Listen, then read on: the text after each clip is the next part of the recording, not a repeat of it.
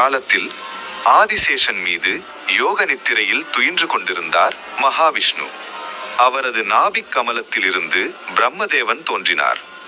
இந்த பிரபஞ்சம் முழுவதும் அமைதியில் மூழ்கியிருந்த அந்த வேளையில் விஷ்ணுவின் இரு காதுகளிலிருந்து மது மற்றும் கைடபர் என்ற இரு அசுரர்கள் தோன்றினார்கள். தங்கள் பிறப்பின் காரணமே விஷ்ணுவின் சக்தி என்பதை அறியாத அவர்கள் அகங்காரத்தில் மூழ்கி தேவர்களை துன்புறுத்த ஆரம்பித்தார்கள். தேவர்கள் அனைவரும் நடுங்கினர். இந்த அசுரர்களை அடக்க முடியும் ஒரே சக்தி ஸ்ரீமன் நாராயணனே என்று உணர்ந்து அவரிடம் சரணடைந்தார்கள். உறக்கத்திலிருந்து எழுந்த பெருமாள் மது கைடபரை எதிர்த்து போரிட்டார். போரில் தோல்வியடைந்த அந்த அசுரர்கள் தங்கள் தவறை உணர்ந்து பெருமாளின் திருவடிகளில் விழுந்தார்கள். பகவானே, உங்கள் சக்தியால் தான் நாங்கள் பிறந்தோம், எங்களை மன்னித்து அருள் புரிய வேண்டும் என்று பணிவுடன் வேண்டினார்கள்.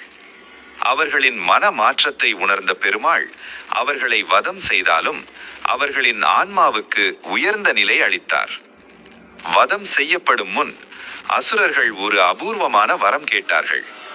இறைவா, மார்கழி மாத வளர்பிறை ஏகாதசி அன்று நீங்கள் திருவரங்கத்தில் வடக்கு வாசல் வழியாக வெளிவரும்போது உங்களை தரிசிக்கும் அனைவருக்கும் பாவங்கள் நீங்கி மோட்சம் கிடைக்க வேண்டும்.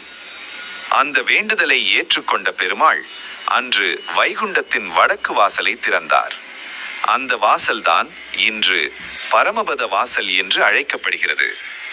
அன்றிலிருந்து மார்கழி மாத வளர்பிறை ஏகாதசி நாளில் மட்டும் விஷ்ணு ஆலயங்களில் ஸ்வர்க்கவாசல் திறப்பு நடைபெறுகிறது.